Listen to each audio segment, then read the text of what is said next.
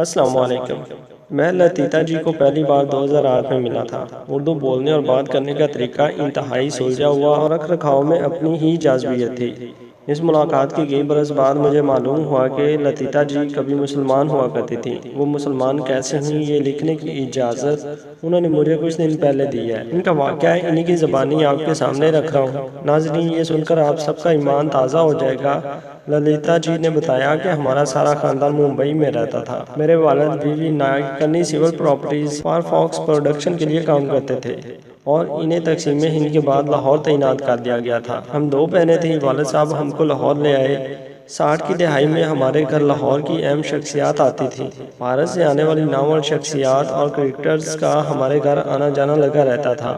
ہم دونوں بہنوں کی شادی والد صاحب نے ممبئی میں کی تھی۔ شادی کے کچھ عرصے بعد میرے ہاں بیٹی کی پیدائش ہوئی اور اس کا نام چنچل رکھا تھا، لیکن چنچل ابھی 3 سال کی تھی تو مجھے طلاق ہو گئی۔ میرے والدین تب تک لاہور میں ہی تھے۔ میں 1-2 برس تو افسوس کے مارے ممبئی میں اپنے خاندان کے گھر میں رہی اور میرے والدین بہت ہی پریشان رہتے تھے۔ اسی دوران انہوں نے اپنے کسی دوست سے بات کی اور مجھے لاہور میں حکومت پنجاب کے ہینڈی کرافٹس کے شعبے میں نوکری مل گئی۔ اس کے بعد میں مصروف رہنے لگی۔ گھر والے خوش تھے کہ میرا دل لگنے لگا ہے۔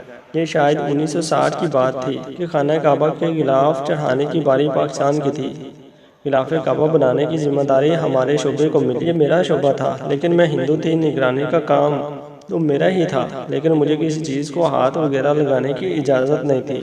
مجھے بڑی اچھی طرح یاد ہے کہ غلاف بنانے کے لیے جتنی بھی لڑکیاں آتی تھیں سبھی نوجوان تھیں اور غلاف کعبہ کی تیاری کے دوران قرآن مجید کی تلاوت کرتی تھیں۔ خیر، میں بھی دل سے سب کا احترام کرتی تھی اور میں اپنے کام میں بھی کوئی کوتاہی نہیں کرتی تھی۔ جب غلاف بنانے والی لڑکیاں قرآن مجید کی تلاوت کرتی تھیں تو ان کا میرے دل پر گہرا اثر ہوتا تھا۔ میری زندگی تبدیل ہونے لگی تھی۔ اسی دوران مجھے عجیب و غریب سے خواب آنے لگے تھے۔ میرے ساتھ ایسا پہلے کبھی بھی نہیں ہوا تھا۔ ایک خواب یہ آتا تھا کہ میں چنچل کے ساتھ ایک اونچی پہاڑی پر بیٹھی ہوں اور دور ایک کالا پتھر ہے جس کے ارد گرد چونٹیاں گھوم رہی ہیں۔ پھر ایک خواب آتا کہ میں مسلمانوں کے شہر مدینہ میں ہوں۔ میں نے ایک نورانی شخصیت کو دیکھا۔ مجھے لگا کہ میں نے پیغمبر اسلام کا سایہ دیکھا، لیکن میری ہمت نہیں تھی کہ میں روشنی کی طرف آنکھ اٹھا کر بھی دیکھ سکوں۔ ہمارے ایک جاننے والے تھے جو خوابوں کی تعبیر بتانے کے حوالے سے بہت مشہور تھے۔ میں نے ان سے خوابوں کی بات کی تو انہوں نے کہا کہ تم اور تمہاری بیٹی کسی دن مسلمان ہو جاؤ گے۔ اس وقت میں نے سوچا کہ میں بھلا ایسا کیوں کروں گی۔ 1-2 سال گزرے، میرا اسلام کی طرف رجحان بڑھتا چلا گیا۔ اسی دوران میرے والد نے کہا کہ تم مال روڈ پر ہینڈی کرافٹس کی اپنی دکان کھول لو۔ میرے خیال سے لاہور میں کسی لڑکی کی یہ پہلی دکان تھی۔ لوگ دور دور سے میری دکان پر آیا کرتے تھے۔ میں نے اس دن دکان کا نام پاپولر پروڈکشن پر رکھا تھا۔ شاید یہ دکان اب بھی مال روڈ پر موجود ہے۔ میں 20 سال سے زائد عرصہ ہوا پاکستان نہیں گئی۔ میں نے کچھ ملازم بھی رکھ لیے۔ اسی دوران میں نے دل سے فیصلہ کیا کہ میں مسلمان ہو جاؤں گی۔ میرے خواب بڑھ گئے تھے اور اسلامی تعلیمات کی طرف رجحان بھی بڑھ گیا تھا۔ میرے مسلمان لڑکیوں سے رابطے بھی تھے۔ آخر ایک دن میں نے باقاعدہ کلمہ شہادت پڑھ کر مسلمان ہو گئی۔ میں مسلمان ہوئی تو گھر میں بھی بتا دیا۔ میرا نیا نام شاہدہ ہے۔ یہ میرے لیے ایک مشکل دور تھا۔ یہ مذہب کی تبدیلی کوئی آسان کام نہیں ہوتا۔ ایسا کہنا آسان لیکن کرنا انتہائی مشکل ہوتا ہے۔ ہمارا خاندان برہمن خاندان تھا۔ میرے مسلمان ہونے کی خبر سنتے ہی ایک دم کوہرام مچ گیا۔ گھر والوں نے میری بیٹی کو دوبارہ ممبئی اس کے والد کے پاس بھیج دیا۔ تب وہ 9 سال کی ہو چکی تھی۔ میرے گھر والوں نے مجھ سے بات کرنا تک چھوڑ دیا۔ میں بھی ڈٹی رہی۔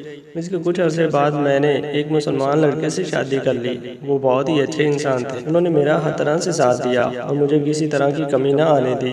میرے والدین مجھ سے تقریباً 10 سال تک ناراض رہے، لیکن پھر تعلقات بہتر ہونا شروع ہو گئے۔ آخر والدین تو والدین ہی ہوتے ہیں۔ چنچل کی اس کے والد نے شادی کرا دی اور وہ اپنے خاندان کے ساتھ کینیڈا چلی گئی، لیکن میرا مسلمان ہونا اس کے لیے تانا بنا رہا۔ آخر یہ ہوا کہ 28 سال کی عمر میں اسے بھی طلاق ہو گئی۔ کوئی اور وجہ بھی ہوگی، لیکن چنچل کا شوہر اسے مسلسل میرے مسلمان ہونے کے تانے دیتا رہتا تھا۔ طلاق کے بعد چنچل ممبئی واپس آ گئی۔ میری اس سے بات ہوئی تو میں نے اسے دوبارہ لاہور بلوا لیا اور پھر وہ بھی مسلمان ہو گئی۔ میرے خوابوں کے بعد شاید چنچل کو بھی یقین تھا کہ ایک دن وہ بھی مسلمان ہو جائے گی۔ ہم نے اس کا نام نادیہ رکھا۔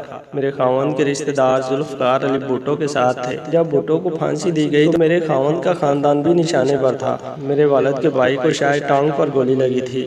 हालात को देखते हुए मेरे खामन ने कहा, हमें पाकिस्तान छोड़ देना चाहिए। हमारे पास दो इंतखाब थे, एक कनाडा का और दूसरा बरतानिया का। हमने बरतानिया का फैसला किया। सब कुछ बेचकर लंदन आ गए। मेरे वालिद की लाहौर में बहुत जायदाद थी, लेकिन मुसलमान होने की वजह से मुझे कुछ न मिल सका। मेरे वालिदैन की कोशिश भी थी, लेकिन खानदान वालों का दबाव बहुत ज्यादा था। मेरे खामन का आज से 10 साल पहले इंतकाल हो गया था। नादिया मेरा अब आखिरी सहारा है, लेकिन सबसे बड़ा सहारा मुझे मेरे रब का है। मैं बहुत खुश हूँ कि मेरे पास ईमान की दौलत है।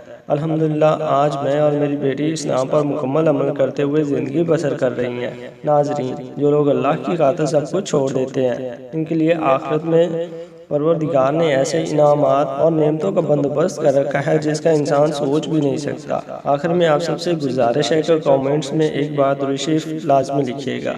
जज़ाकल्लाह।